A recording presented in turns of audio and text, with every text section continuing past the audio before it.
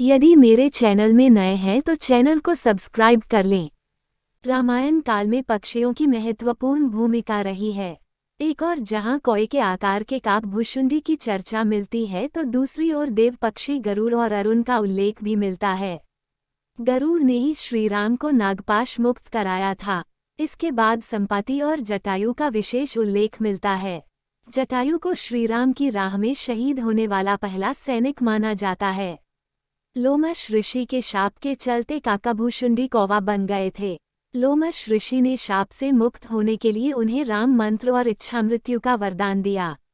कौवे के रूप में ही उन्होंने अपना संपूर्ण जीवन व्यतीत किया। वाल्मीकि से पहले ही काकाभूषुंडी ने रामायण गरुड़ को सुना दी थी।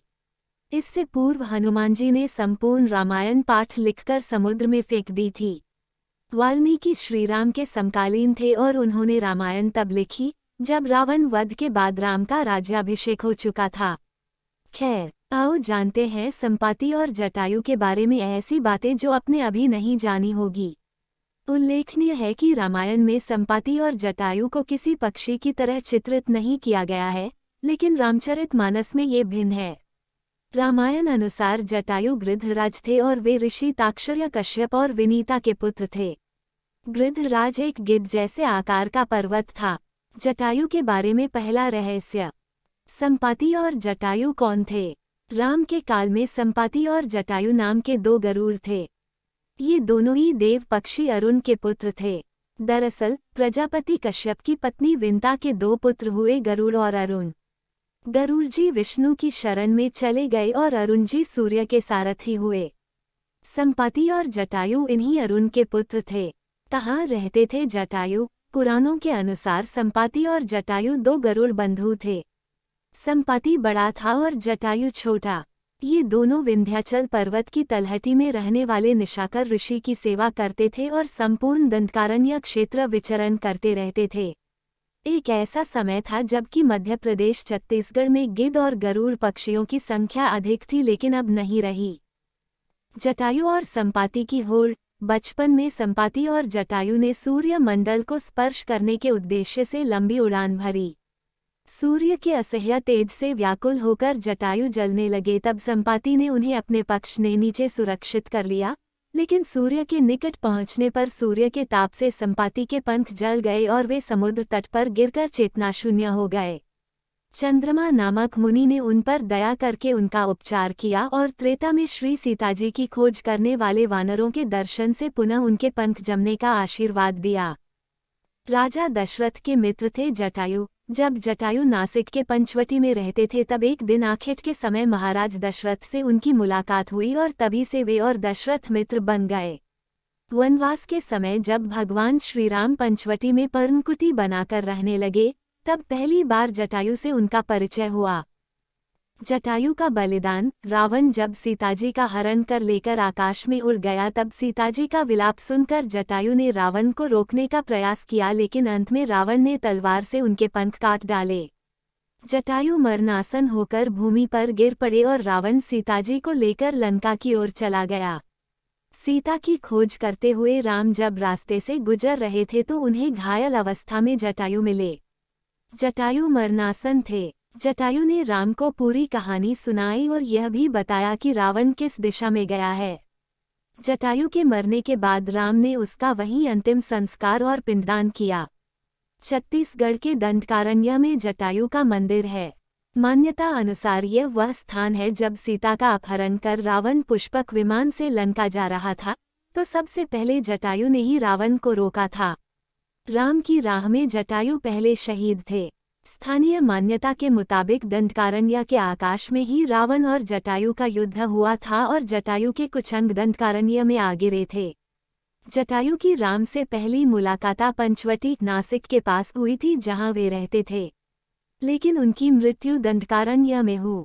संपाति ने सैकड़ों किलोमीटर से माता सीता को देख लिया था। जामवंत, अंगद, हनुमान आदि जब सीता माता को ढूंढने जा रहे थे तब मार्ग में उन्हें बिना पंख का विशालकाय पक्षी संपाति नजर आया, जो उन्हें खाना चाहता था, लेकिन जामवंत ने उस पक्षी को रामव्यथा सुनाई और अंगद आदि ने उन्हें उनके भाई जटायु की मृत्यु का समाचार दिया। ये समाचार सुनकर संपाति दुखी हो गया। संपाति ने तब उन्हें बताया कि हाँ, मैंने भी रावण को सीता माता को ले जाते हुए देखा। दरअसल जटायु के बाद रास्ते में संपाति के पुत्र सुपार्श्व ने सीता को ले जा रहे रावण को रोका था और उससे युद्ध के लिए तैयार हो गया, किंतु रावण उसके सामने गिड़गिड़ाने लगा और इस तरह वहां से बचकर निकल आया। हुआ यूं था कि पंख जल जाने के कारण संपाति उड़ने में असमर्थ था, इसलिए सुपार्श्व उनके लिए भोजन जुटाता था। एक शाम सुपार्श्व बिना भोजन लिए अपने पिता के पास पहुंचा तो भूखे संपाति ने मांस न लाने का कारण पूछा तो सुपार्श्व ने बतलाया, कोई काला राक्षस सुंदर नारी को लिए चला जा रहा था।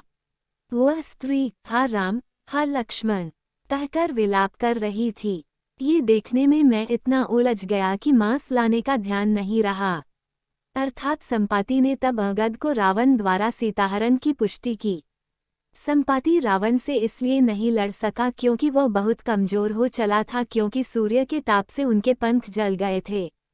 चंद्रमा नामक मुनि ने उन पर दया करके उनका उपचार किया और त्रेता में श्री सीताजी की खोज करने वाले वानरों के दर्शन से पुनः उनके पंख जमने का आशीर्वाद दिया था। संपाति ने दिव्य वानरों अंगद और हनुमान के दर्शन करके खुद में चेतना शक्ति का अनुभव किया और अंततः उन्होंने अंगद के निवेदन पर अपनी दूरदृष्टि से देखकर बताया कि सीमा माता अशोक वाटिका में सुरक्षित बैठी हैं। संपाति ने ही वानरों को लंकापुरी जाने के लिए प्रेरित और उत्साहित किया था। इस प्रकार रामकथा में संपाति ने भी अपनी महत्वपूर्ण भूमिका निभाई और अमर हो गए। इस मंदिर केशवदास फरियाली बाबा के शिष्य बद्रीदास महाराज ने यहाँ की गद्दी संभाल रखी है। केशवदास महाराज की यहाँ पर समाधि भी है। यहाँ के स्थानीय निवासी सुभाष सिंह और मांगीलाल के अनुसार इस मंदिर का शिवलिंग प्राचीन काल से विद्यमान है। यहाँ स्थित पहाड़ का झरना 12 माह ही इसी तरह निरंतर बहता रहता है, न कम होता है और न ज्यादा। किंवदंती है भगवान राम के समय से यह झरना बह रहा है। कहाँ से इसकी धारा फूटी है और इसकी थाह क्या है, ये किसी को पता नहीं। हमारे पूर्वजों से सुनते आए हैं कि यह बहुत ही प्राचीन स्थान है। जैन धर्मानुसार राम, सीता तथा लक्ष्मण दंडकारण्य में थे। उन्होंने देखा कुछ मुनि आकाश से नीचे उतरे। उन तीनों ने मुनियों को प्रणाम किया तथा उनका आतिथ्य किया। वहां पर बैठा हुआ एक गरुड़ उनके चरणोदक में गिर पड़ा। साधुओं ने बताया कि पूर्वकाल में दंडक नामक एक राजा था। किसी मुनि के संसर्ग से उसके मन में सन्यासी भाव उदित हुआ। उसके राज्य में एक परिव्राजक था। एक बार वह अंतःपुर में रानी से बातचीत कर रहा था। राजा ने उसे देखा तो दुष्चरित्र जानकर उसके दोष से सभी श्रमणों को मरवा डाला। एक श्रमण बाहर गया हुआ था। लौटने पर समाचार ज्ञात हुआ तो उसके शरीर से ऐसी क्रोधाग्नि निकली कि जिससे समस्त स्थान भस्म हो गया। राजा के नामानुसार इस स्थान का नाम दंडकारण्य रखा गया। मुनियों ने उस दिव्य गरुड़ की सुरक्षा का भार सीता और राम को सौंप दिया। उसके पूर्व जन्म के विषय में बताकर उसे धर्मोपदेश भी दिया। रत्नाभ जटाएं हो जाने के कारण वह जटायु नाम से विख्यात हुआ। जटायु का तप स्थल जटाशंकर मध्य प्रदेश के देवास जिले की तहसील बागली में जटाशंकर नाम का एक स्थान है, जिसके बारे में कहा जाता है कि जटायु वहां तपस्या करते थे। कुछ लोगों के अनुसार यह ऋषियों की तपोभूमि भी है और सब में बड़ी खासियत कि यहाँ स्थित पहाड़ के ऊपर से शिवलिंग पर अनवरत जलधारा बहती हुई नीचे तक जाती है, जिसे देखकर लगता है कि शिव की जटाओं से धारा बह रही है। संभवतः इसी कारण इसका नाम जटाशंकर पड़ा होगा। बागली के पास ही गिदिया खो है, जहाँ कभी हजारों की संख्या में गिद्ध रहा करते थे। दुर्गम जंगल से घिरा ये क्षेत्र हमें मंत्रमुग्ध कर देता है। यहाँ पहुँचते ही सच में ही लगता है कि हम किसी ऋषि की तपोभूमि में आ गए हैं। किंवदंती है कि जटायु के बाद ये स्थल कई ऋषियों का तप स्थल रहता आया है। बागली के बियाबान जंगल में बसे इस स्थान पर वैसे तो कम ही लोग आते जाते हैं, लेकिन यहाँ हर श्रावण मास में भजन, पूजन और भंडारे का आयोजन किया जाता है।